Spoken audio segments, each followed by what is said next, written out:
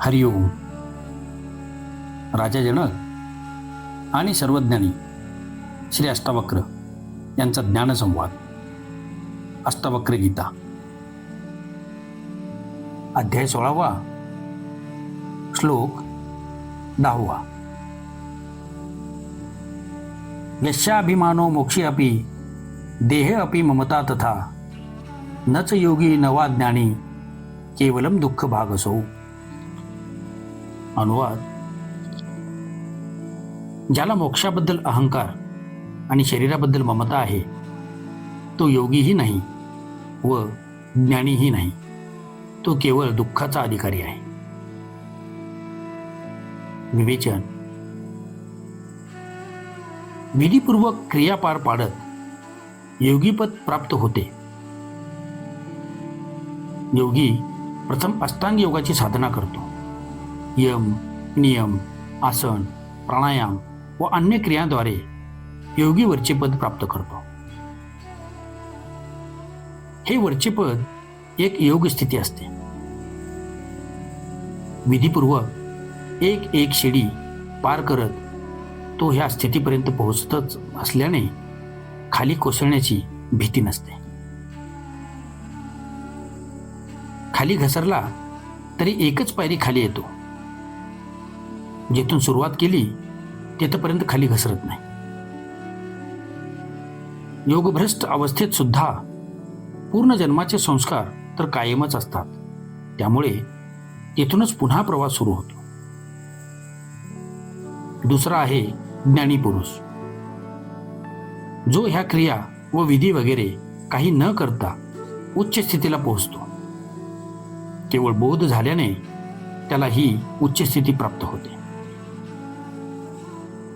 तो अस्तित्वातून अनअस्तित्वातील क्षेत्रात उडी मारतो.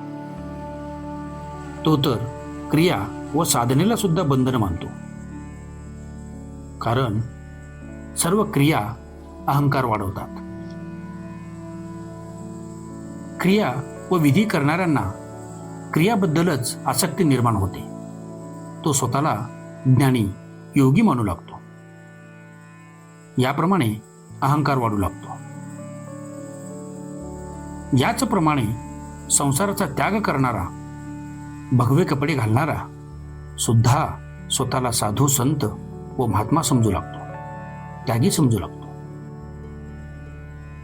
यामुळे सामान्य प्रापंचिक माणसाच्या अहंकारापेक्षाही त्याचा अहंकार जास्त उंच होतो.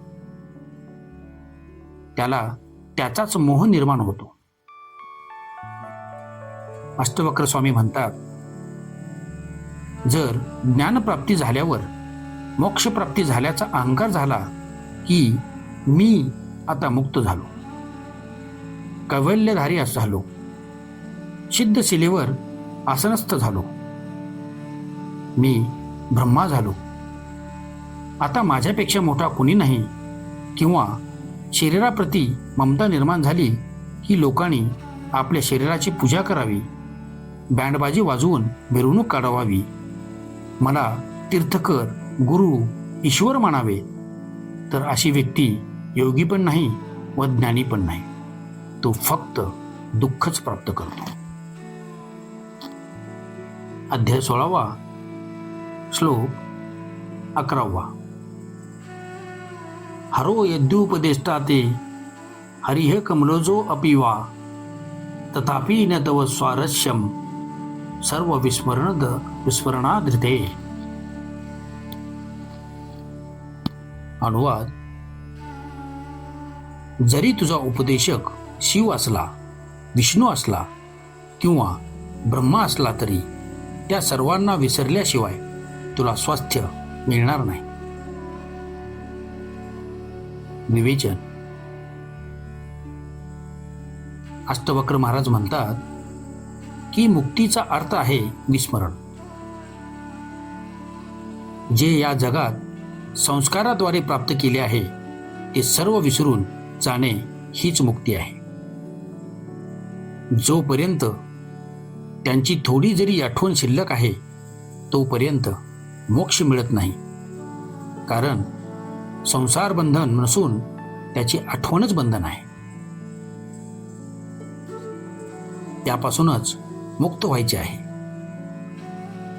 हे जगच नव्हे तर ईश्वर, आत्मा, परमात्मा यांची आठवण सुद्धा एक अडथळा आहे. कारण मुक्तीमध्ये मी राहतच नाही. मग आठवण कोण करणार? स्मरण, आठवण यांचा अर्थ आहे की दोन गोष्टी अस्तित्वात आहे. एक आठवण करणारा व दुसरा तो ज्याची आठवण स्मरण केली जाते तो. म्हणून दोन असतील मुक्ती होऊ शकत नाही. ज्या गुरुच्या कृपेने ज्ञान प्राप्त झाले आहे त्याला सुद्धा स्मरणात ठेवता कामा नये. अन्यथा गुरु सुद्धा बंधन होतो. गुरु अगदी शिव, ब्रह्मा किंवा विष्णू का असेना त्याचे विस्मरण करणे जरुरीचे आहे. त्याच्याशिवाय शांती, मुक्ती मिळणार नाही.